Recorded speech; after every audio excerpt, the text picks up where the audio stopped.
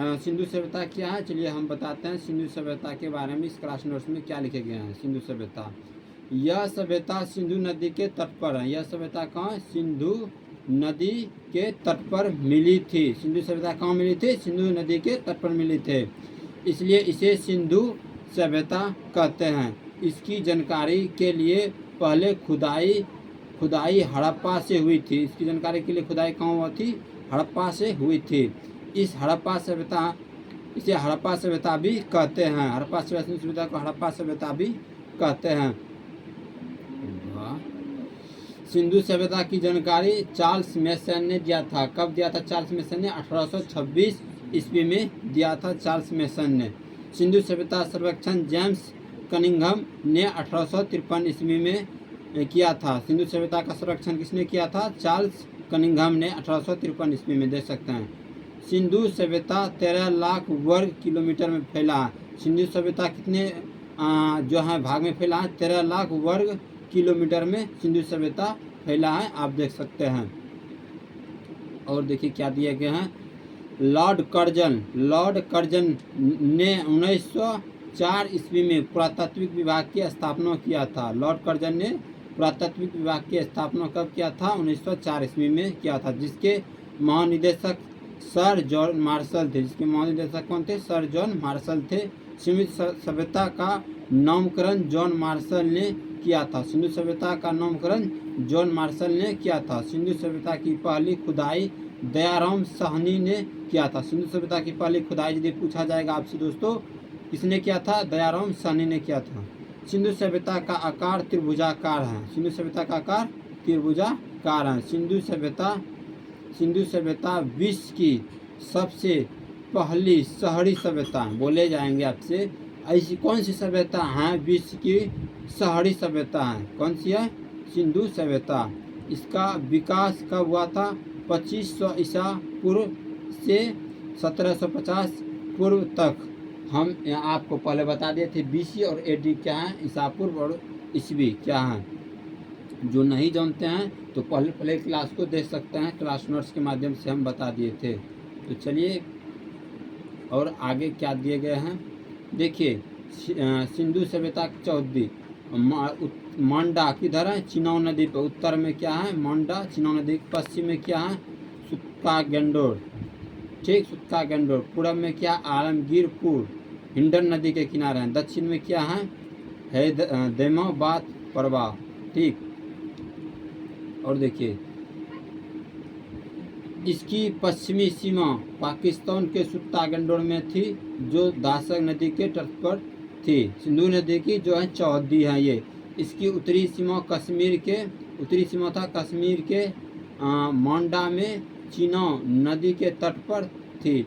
इसकी खुदाई जगपति जोशी ने 1992 ईस्वी में किया, ठीक 1982 ईस्वी में किया। इसकी पूर्व सीमा उत्तर प्रदेश के आलमगीर में थी, जो हिंडन नदी के किनारे था। बोले तो ये सिंधु सभ्यता का जो है ये चौहदी है। सिंधु सभ्यता का ये क्या है, चौहदी है, आप देख सकते हैं, ठीक। आगे देखिए अब क्या क्या आ गया है सिंधु सभ्यता के बारे में। इसकी दक्षिणी महाराष्ट्र के दैमाबाद में परवरा नदी पर क्या है, परवरा नदी पर थी। यहाँ से धातु का एक रथ मतलब एक का गाड़ी का प्रमाण मिला है दक्षिणी महाराष्ट्र के दैमाबाद से सिंधु सभ्यता में। अब देखिए क्या दिए गए हैं सिंधु सभ्यता के क्या है प्रमुख स्थल। सिंधु सभ्यता के प्रमुख स्थल क्या कहाँ है, प्रमुख स्थल के नाम दिए गए हैं। ये अवस्थित कहाँ है ये देख सकते हैं, और उत्खननकर्ता कौन है, और उत्खनन वर्ष कब हुआ था, और किस नदी के तट के किनारे हैं हड़प्पा सभ्यता। जैसे हड़प्पा सभ्यता अवस्थित कहाँ है, मोंटगोमरी जिला के पंजाब में जो है पाकिस्तान में पड़ता है, वो हड़प्पा है। और इसका खुदाई किसने किया था, उत्खननकर्ता दयाराम साहनी और माधो स्वरूप वत्स ने किया था 1922 ईस्वी में। ये रावी नदी के तट पर है हड़प्पा सभ्यता। ये पूछे जाते हैं अक्सर हड़प्पा सभ्यता।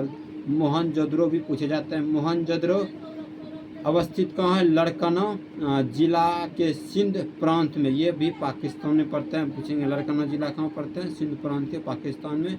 इसका खुदाई जो 1922 में हुआ था, इसका खुदाई किसने किया था? रखलदास बनर्जी ने किया था खुदाई 1922 में। ये किस नदी के तट पर है? सिंधु नदी के तट पर है। कालीबंगा, देखिए ये भी पूछे जाते हैं, कालीबंगा। कालीबंगा जो है कहाँ है उपस्थित? हनुमानगढ़। कहाँ है? हनुमानगढ़ जिला में स्थित है। ये राजस्थान के भारत में पड़ता है।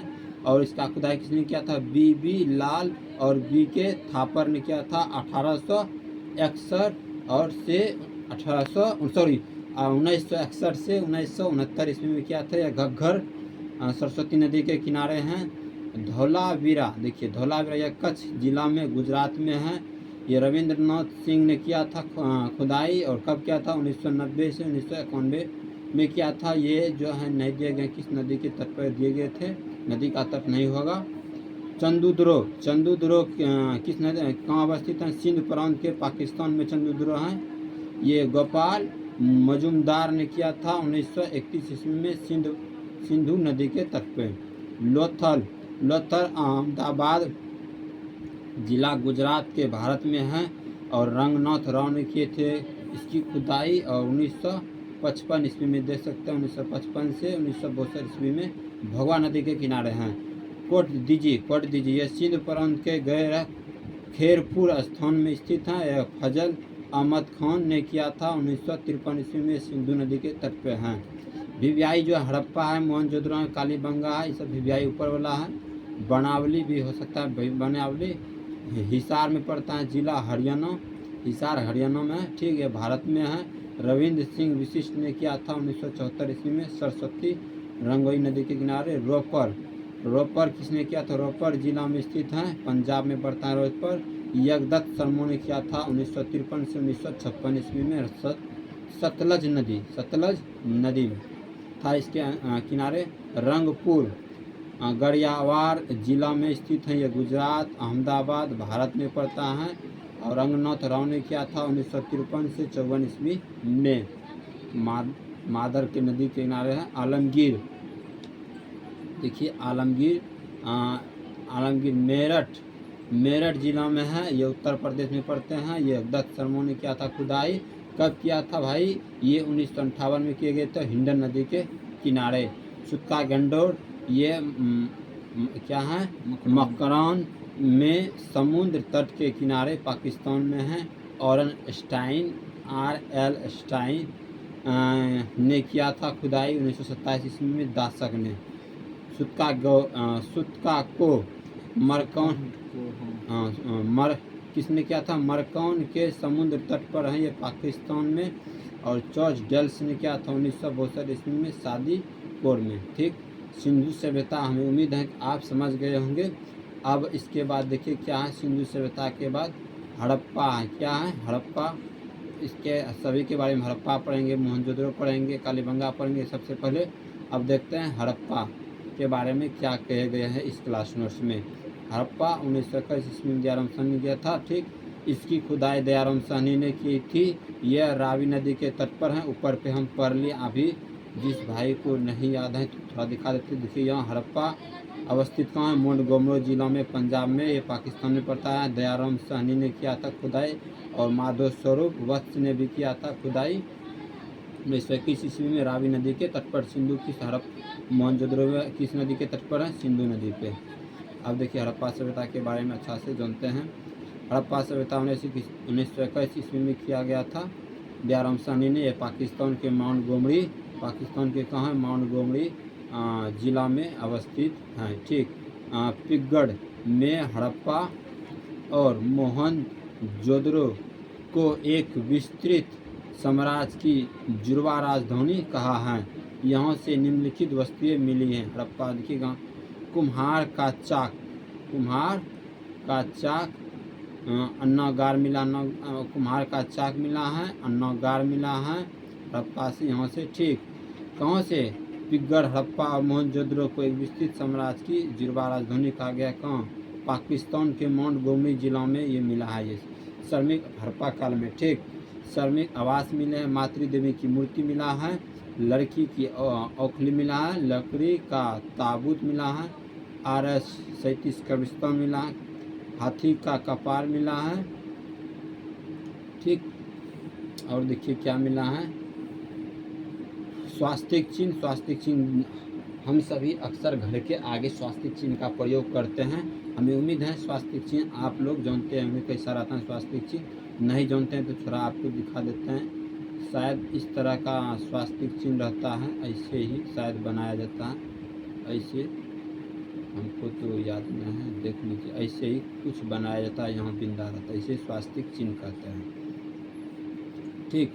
हड़प्पा के बारे में पढ़ लिए। अब देखिए हड़प्पा के बाद क्या है, पहले देखिए चौंदी का सर्वप्रथम प्रयोग हड़प्पा सभ्यता के लोग ने ही किए थे। आपसे पूछे जा सकते हैं कि चौंदी का जो प्रयोग है सर्वप्रथम किस काल ने किया था, हड़प्पा सभ्यता ने या सिंधु सभ्यता ने, मोहनजोदड़ो ने। हड़प्पा सभ्यता के लोगों ने ही चौंदी का सर्वप्रथम प्रयोग किया था। मोहनजोदड़ो 1921 ईस्वी में इसकी खुदाई भी किया गया था रखलदास बनर्जी के द्वारा, ठीक। वह भी 1921 में दयाराम साहनी के द्वारा हड़प्पा किया गया था, लेकिन मोहनजोदड़ो 1921 में रखलदास बनर्जी के द्वारा की गई थी खुदाई। ये भी पाकिस्तान के लड़काना जिला में स्थित है। यह सिंधु नदी के तट पर है, सिंधु नदी के तट पर है, ठीक। यह सिंधु सभ्यता का सबसे बड़ा शहर है। सिंधु सभ्यता का सबसे बड़ा शहर कौन सा है, मोहनजोदड़ो है सिंधु सभ्यता का सबसे बड़ा शहर। यहाँ से निम्नलिखित वस्तुएं मिली हैं। यहाँ से कौन सी, पुरोहित आवास मिले हैं, घर में कुआं मिले हैं, विशाल स्नानागार मिले हैं, अन्नागार मिले हैं। अन्नागार मतलब गेहूँ और अनाज रखने वाले को अन्नागार कहा जाता है। सूती वस्त्र मिले हैं। स्वास्तिक चिन्ह अभी बताएं आपको थोड़े देर पहले, स्वास्तिक चिन्ह मिले हैं। सबसे चौड़ी सड़क भी मिले हैं मोहनजोदड़ो से। बोले जाएंगे आपसे, पूछे जाएंगे आपसे सबसे चौड़ी सड़क कहाँ मिले हैं, मोहनजोदड़ो से मिले हैं। सभागार मिले हैं। पशुपति विश्व मिले हैं, पशुपति शिव का मंदिर, पशुपति शिव का भी चिन्ह मिले हैं। कासा की नर्तकी भी मिले हैं।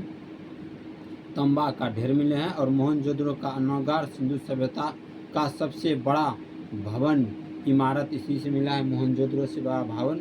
स्वास्तिक मुहर, स्वास्तिक चिन्ह भी देखा, और स्वास्तिक मुहर का सर्वाधिक प्रयोग मोहनजोदड़ो से मिला।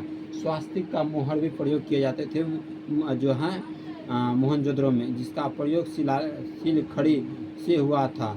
चंदुद्रो उन्हें, अब देखिए सिंधु सभ्यता हड़प्पा हो गया, मोहनजोदड़ो अब चंदुद्रो है। चंदुद्रो के बारे में भी देखते हैं थोड़ी, चंदुद्रो के बारे में क्या है दिए गए हैं। चंदुद्रो 1931 ईस्वी में गोपाल मजूमदार ने किया था खुदाई। गोपाल मजूमदार ने चंदुद्रो की खुदाई किया था, ठीक। यह पाकिस्तान के सिंधु नदी के तट पर है चंदुद्रो। पाकिस्तान के सिंधु नदी के तट पर है चंदुद्रो। यह एकमात्र शहर है जो दुर्ग रहित है, मतलब जो रास्ता बना हुआ था।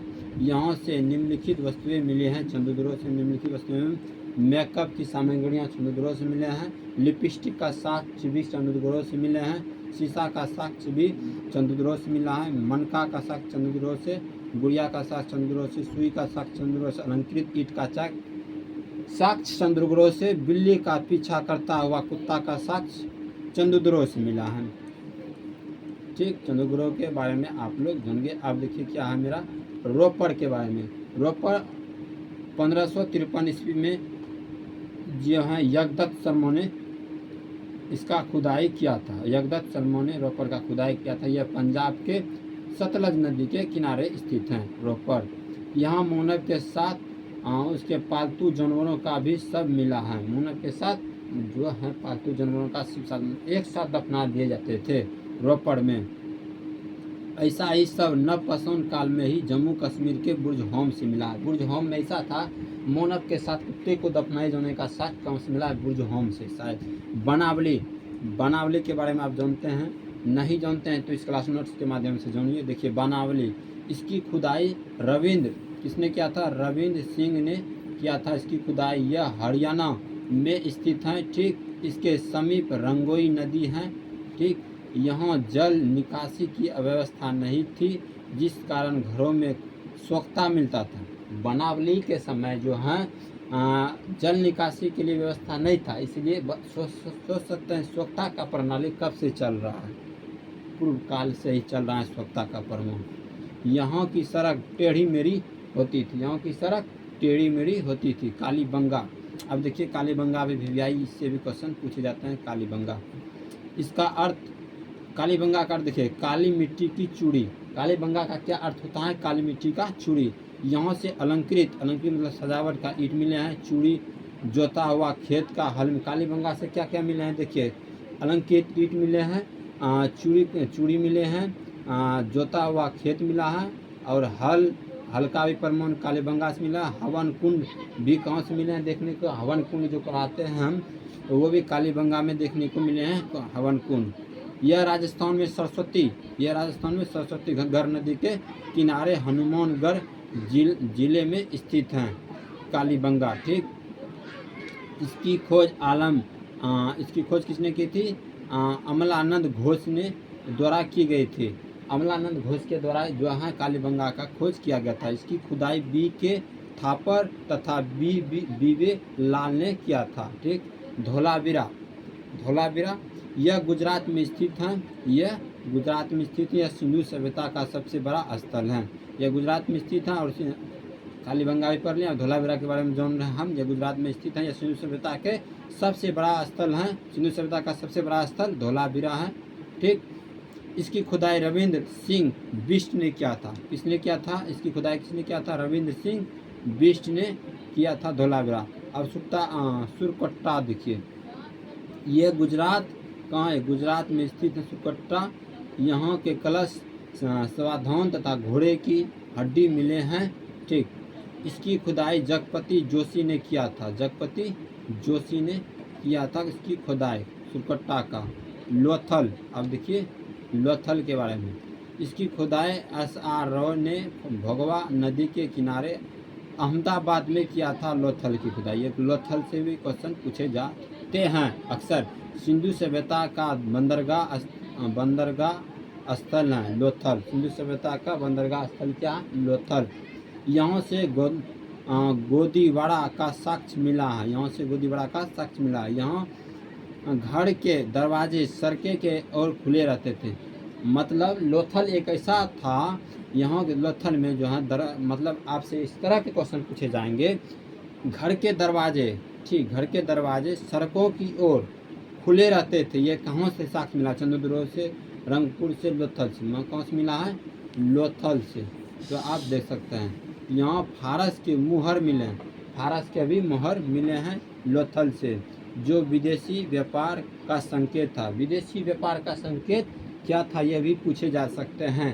फारस की मोहर, फारस का मोहर एक ऐसा मोहर था जो विदेशी व्यापार का संकेत था। यहाँ से मुगल सावधान मिला था। मुगल का सावधान मिला था, जो सती प्रथा का प्रतीक है। एक हम सोचते हैं कम से कम समय में आपका क्लास नोट्स आपको हम बता दें, क्लास नोट्स के माध्यम से कौन सर का क्लास नोट्स आपको हम बता दें। रंगपुर के बारे में अब देखते हैं। यह गुजरात में स्थित है। रंगपुर, यह गुजरात में स्थित है रंगपुर। यहाँ से धान की भूसी मिला है। आपसे पूछे जा सकते हैं धान की भूसी कहाँ से मिले हैं? धान की भूसी कहाँ से मिला है? अब बताएं। रंगपुर से। सिंधु सभ्यता की सबसे बड़ा स्थल धोलावीरा है। सिंधु सभ्यता का सबसे बड़ा स्थल धोलावीरा है।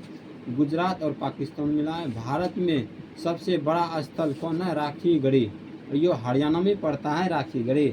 सिंधु सभ्यता का सबसे बड़ा शहर मोहनजोदड़ो है। सिंधु सभ्यता का ये भी ऑब्जेक्टिव के रूप में पूछे जाते हैं। सिंधु सभ्यता का सबसे बड़ा शहर क्या है? मोहनजोदड़ो। चलिए अब कुनाल पढ़ते हैं। यह हरियाणा के हिसार जिला में स्थित है कुनाल। ये पूछे नहीं जाते हैं अक्सर, तब भी आप पढ़ सकते हैं जानकारी के पर्पज से। यहाँ से चांदी के 2 मुकुट मिला है। चांदी के 2 मुकुट ये पूछे जा सकते हैं। चांदी के 2 मुकुट कहाँ से मिले हैं? चांदी के 2 मुकुट कुनाल से मिले हैं। सिंधु सभ्यता की विशेषता, जो भाई लोग सिंधु सभ्यता की विशेषता नहीं जानते हैं वो सिंधु सभ्यता का विशेषता देख सकते हैं।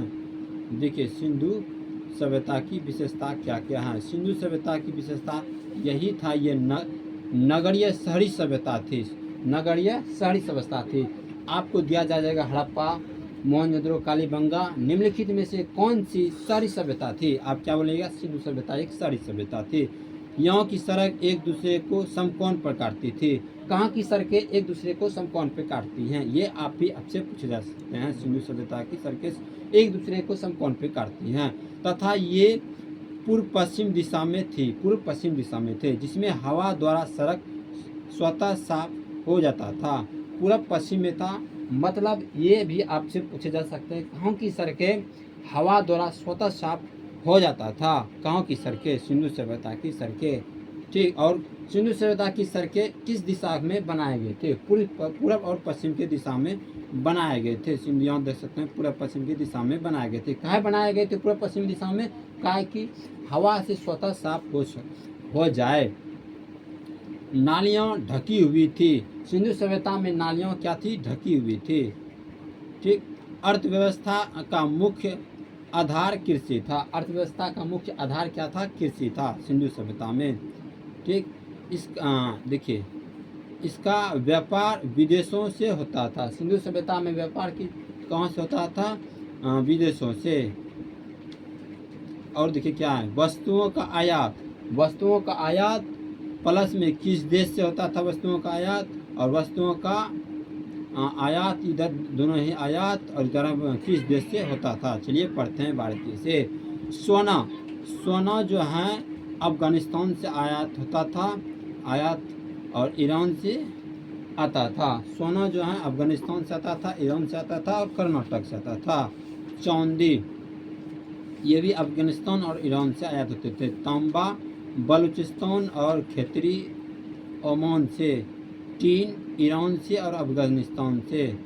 गोमत कहाँ से आता था? सौराष्ट्र से।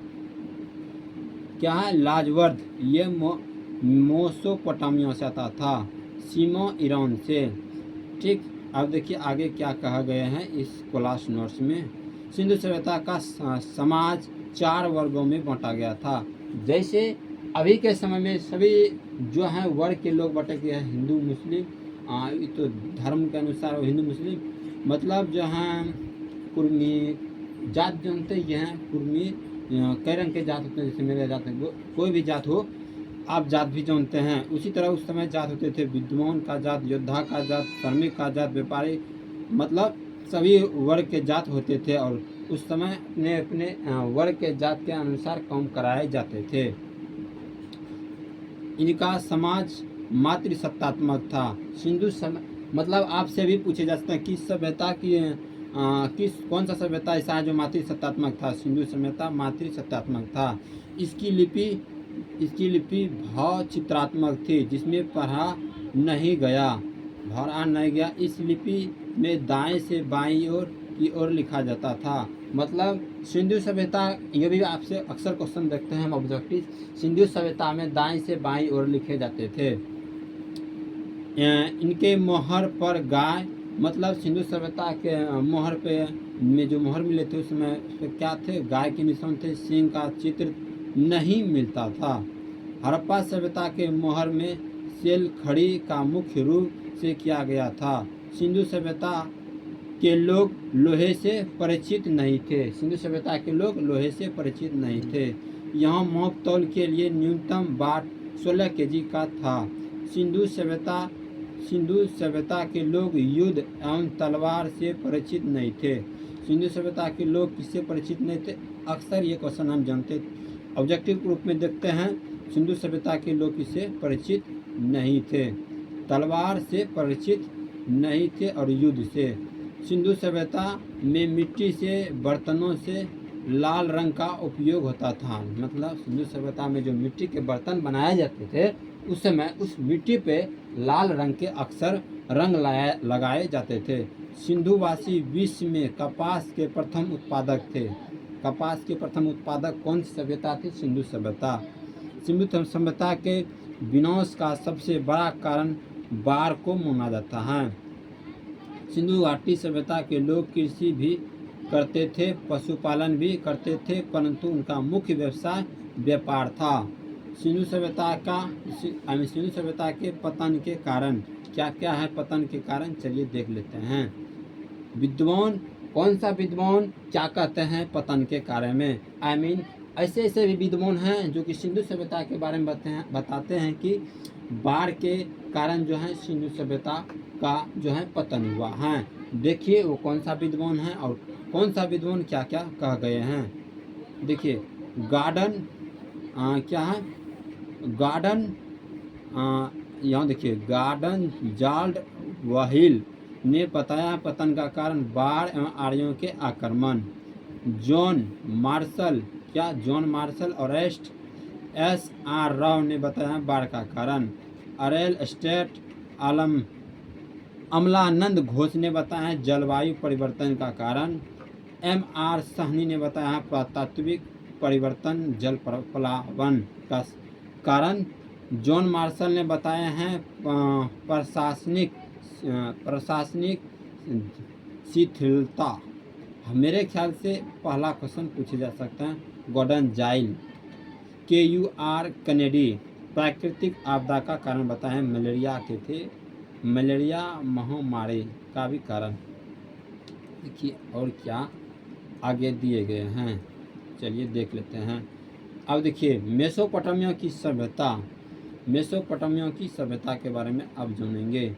इसका विकास जो है इराक में कहाँ हुआ था? इराक में टिग्रिस यूफ्रेटस नदी के तजला फ्रात नदियों के मध्य हुआ था।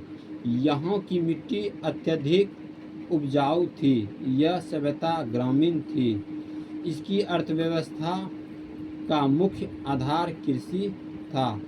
इस समय के मंदिर को रंगूरथ कहा जाता था। मेसोपोटामिया की सभ्यता के 4 भाग हैं।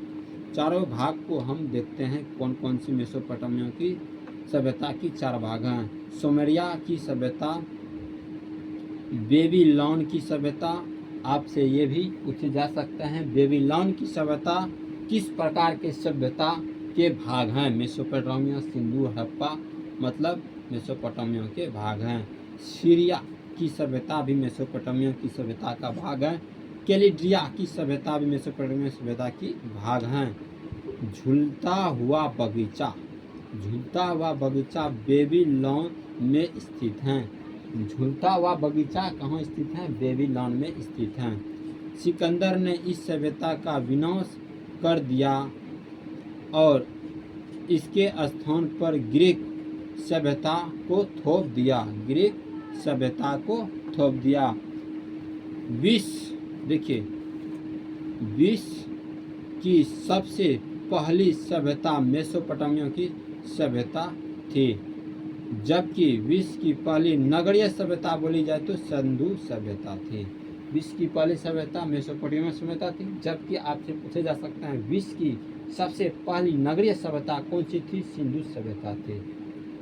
मिस्र की सभ्यता देखिए कैसे ईसा पूर्व से बढ़ता है। यह मिस्र के रेगिस्तान में स्थित है। मिस्र की सभ्यता, इसे नील नदी के देन कहते हैं। मिस्र की सभ्यता किसकी देन है? नील नदी की। इस सभ्यता का विकास फिरौन के नेतृत्व में किया गया था। इस सभ्यता में पिरामिड, सूर्य कैलेंडर तथा मम्मी का विकास हुआ था, अर्थात इस सभ्यता का रसायन शास्त्र सुदृढ़ था। गिजा हुआ पिरामिड सबसे प्रसिद्ध था। रोम की सभ्यता देखिए, रोम की सभ्यता में क्या कह गए हैं इस क्लास नोट्स में? इसे इटली के विकसित किया गया था।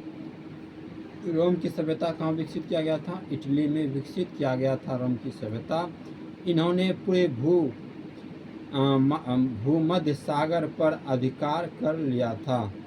रोम की सभ्यता किस पर जो है अधिकार कर लिया था? भूमध्य सागर पर अधिकार कर लिया था। प्राचीन सभ्यता की ये सबसे विकसित सभ्यता थी। आज भी इस सभ्यता के अवशेष सुरक्षित बचे हुए हैं, जो देखिए पर्यटन का आकर्षक है, केंद्र है। पर्यटन का आकर्षण केंद्र है रोम की सभ्यता। इस सभ्यता के दो सबसे बड़े राजा जूलियस सीजर एवं आगस्ट थे। कौन थे? जूलियस आगस्ट थे।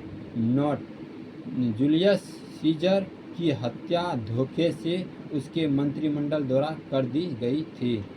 जूलियस सीजर नामक नाटक ने लिखा था। जूलियस सीजर नामक नाटक ने लिखा था फारस की सभ्यता। देखिए क्या है फारस की सभ्यता। यह सभ्यता ईरान में है। फारस की सभ्यता कहाँ है? ईरान में है। इस सभ्यता का विकास तेजी से हुआ था। ठीक, इस सभ्यता का विकास तेजी से हुआ था।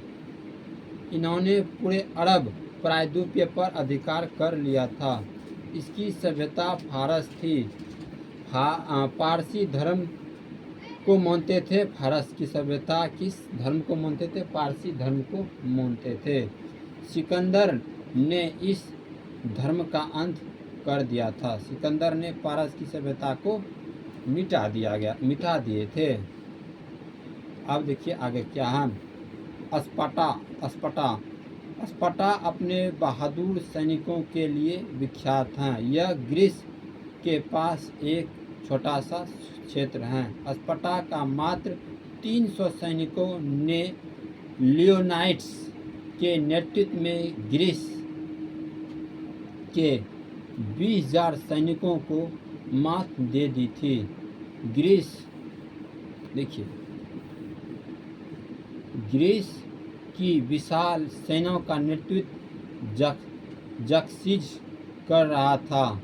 जक्सिज ने धोखे से स्पार्टनस को हरा दिया। पीली नदी की सभ्यता क्या है? देखिए यह चीन में पीली नदी की सभ्यता यह चीन में 5000 ईसा पूर्व विकसित थी। हागरो नदी के तट पर इसका विस्तार हुआ था। पीली नदी की सभ्यता कहाँ विस्तार? हागरो नदी के तट पर। यह सभ्यता अपने उपजाऊ भूमि के लिए प्रसिद्ध है। हागरो। अब देखिए वन लाइनर क्या कहा गए हैं इस क्लास नोट्स में। हड़प्पा सभ्यता कौन सी मुख्य खदान में पाई जाती है? गेहूं और जौ। हड़प्पा सभ्यता में कौन सी दो प्रमुख खदान पाई जाती हैं? क्या पाया जाता है? गेहूं और जौ। स्वतंत्रता प्राप्ति के बाद सर्वाधिक हड़प्पा कालीन स्थलों का पता कहाँ से चलता है? गुजरात से। हड़प्पा कालीन मतलब जो है हड़प्पा कालीन शहरों और नगरों को किस प्रकार बांटा गया था? आयताकार खंडों में हड़प्पा कालीन स्थलों को बांटा गया था। अब देखिए मानव सभ्यता को सैंधव काल के किन दो प्रमुख चीज़ों की प्राप्ति हुई? गेहूं और कपास का। सिंधु सभ्यता का समूचा क्षेत्र किस आकार का है? त्रिभुज के आकार का है। हड़प्पा सभ्यता का पूरा क्षेत्रफल कितना है? हड़प्पा सभ्यता का पूरा क्षेत्रफल 12,99,600 है। अब तक हड़प्पा संस्कृति के लगभग कितने स्थलों का पता लग चुका है? 100 स्थलों का। हड़प्पा संस्कृति की मुख्य विशेषता क्या था? नगर नियोजन प्रणाली। मोहनजोदड़ो का सबसे महत्वपूर्ण सार्वजनिक स्थल है विशाल स्नानागार। ठीक,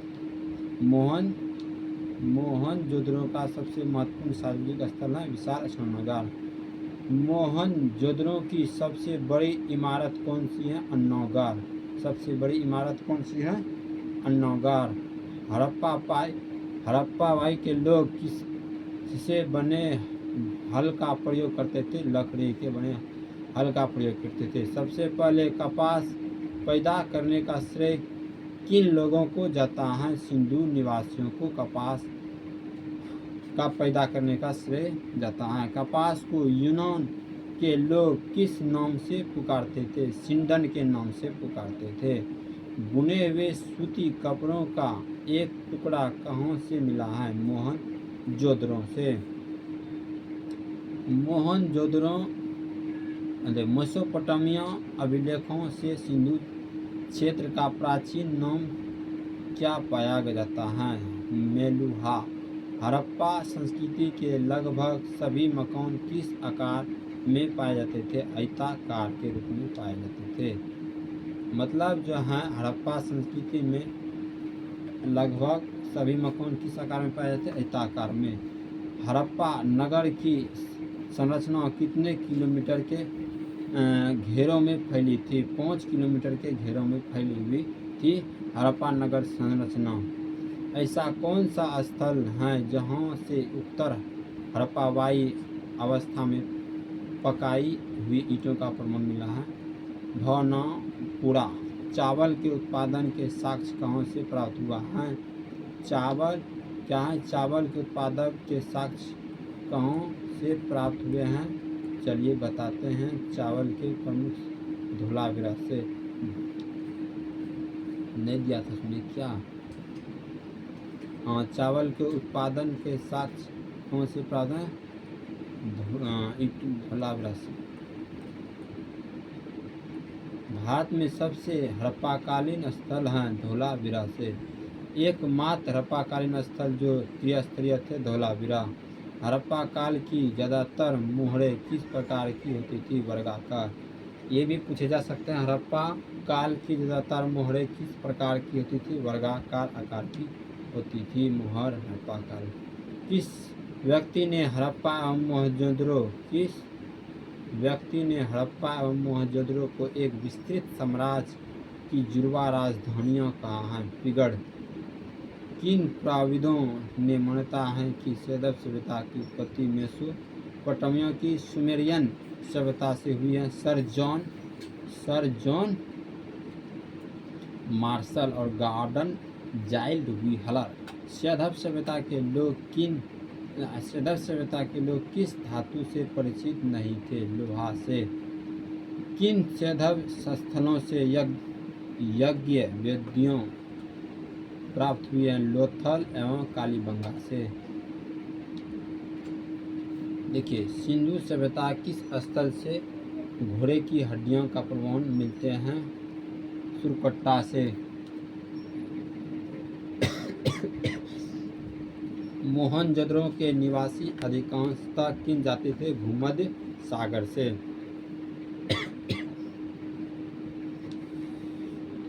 अधिकांश विद्वानों की धारणा के अनुसार सैदव सभ्यता का निर्माता किन भाषा से संबंधित है? द्रविड़। इससे है द्रविड़ से। ठीक। अब देखिए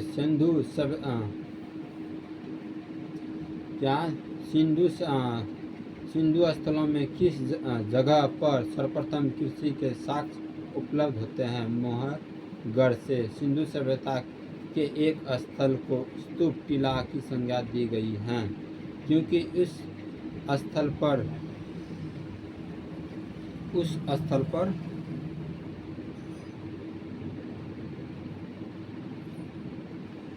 सैदव सभ्यता के एक स्थल को स्तूप की टीला की संज्ञा दी गई है क्योंकि उस स्थल पर एक कुषाणकालीन स्तूप प्राप्त हुए हैं। वह स्थल है मोहनजोदड़ो।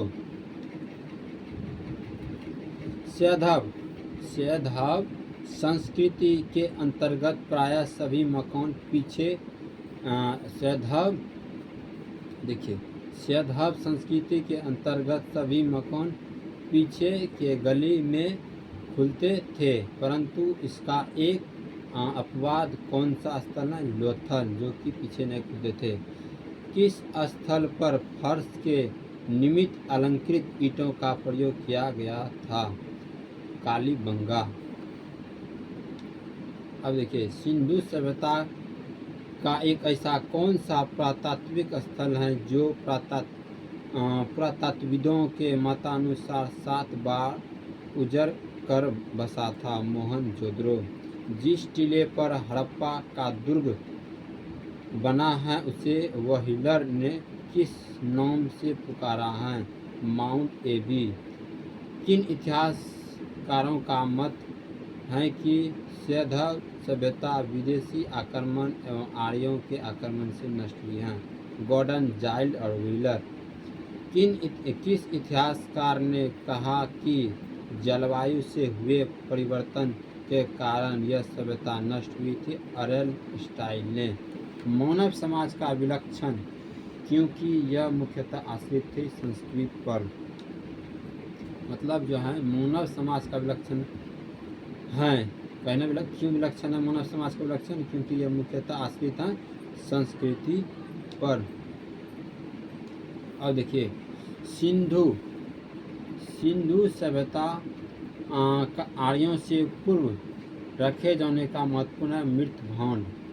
भारतीय पुरातात्विक सर्वेक्षण विभाग के महानिदेशक सर जॉन मार्शल के निदेशक में राय बहादुर दयाराम साहनी ने पंजाब, वर्तमान में पाकिस्तान में, ठीक, ये माउंट गोमरी जिले में रावी नदी के तट पर स्थित हड़प्पा का अन्वेषण किया था सन 1921 ईस्वी में। सर जॉन मार्शल ने सर्वप्रथम इसे नाम दिया था सिंधु सभ्यता। सिंधु सभ्यता का नाम किसने दिया था? सिंधु सभ्यता का नाम सर जॉन मार्शल ने ही सिंधु सभ्यता को सिंधु सभ्यता कह के पुकारा था। रंगपुर, जहां हड़प्पा की समकालीन सभ्यता थी, वह है सौराष्ट्र गुजरात में।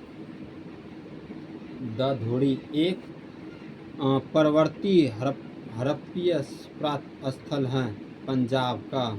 सिंधु घाटी सभ्यता का पतन नगर था लोथल।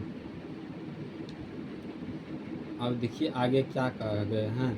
सिंधु सभ्यता के लोग विश्वास करते थे मातृ शांति में। चंदुद्रोह उत्खनन का निर्देशन किया था J.F. मेके ने। हड़प्पा का उत्खनन करने वाला प्रथम पुरातात्विक जो इसके महत्व को नहीं समझ पाया था ए कनिंघम। हाथी दांत का पैमाना हड़प्पीय सभ्यता में मिला है लोथल से। हड़प्पा स्थल सोनोली के अभी हाल ही में उत्खननों से प्राप्त हुआ है मानव समाधान। जिस पशु के अवशेष सिंधु घाटी सभ्यता से प्राप्त नहीं हुए वो थे शेर और गाय के अवशेष सिंधु घाटी सभ्यता से प्राप्त नहीं हुए थे। वह सभ्यता जो नील नदी के तट पर पनपी है मिस्र की सभ्यता एक ऐसी सभ्यता थी जो नील नदी के तट पर पनपी थी। अब देखिए इसमें ऑब्जेक्टिव दिए गए हैं। कोई ऐसे मेरे दोस्त होते हैं जो कि आठ ऐतिहासिक काल के सिर्फ सर्च करते हैं यूट्यूब पे VVI ऑब्जेक्टिव, इसलिए हम इस क्लास नोट्स का स्पेशल ऑब्जेक्टिव लाएंगे आठ ऐतिहासिक काल का ऑब्जेक्टिव। पिछले कक्षा में जो है दोनों हम करा दिए थे, प्राग ऐतिहासिक काल में सब्जेक्टिव और ऑब्जेक्टिव क्लास नोट्स के माध्यम से कौन सरकार, लेकिन अब हम सोच रहे हैं सब्जेक्टिव अलग लाएं ऑब्जेक्टिव अलग लाएं, क्योंकि स्पेशल कोई लोग ऑब्जेक्टिव देखने के लिए आते हैं और कोई लोग सब्जेक्टिव देखने के लिए आते हैं। फिर नेक्स्ट वीडियो में लाएंगे आदि ऐतिहासिक काल से रिलेटेड जितना ऑब्जेक्टिव हो सकेगा इसमें दिए गए हैं सभी का ऑब्जेक्टिव का हम सोल्यूशन करवा देंगे। फिर मिलते हैं नेक्स्ट वीडियो में किसी अच्छे वीडियो के साथ, तब तक के लिए जय हिंद।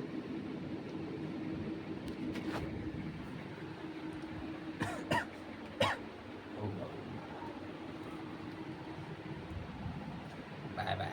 कथा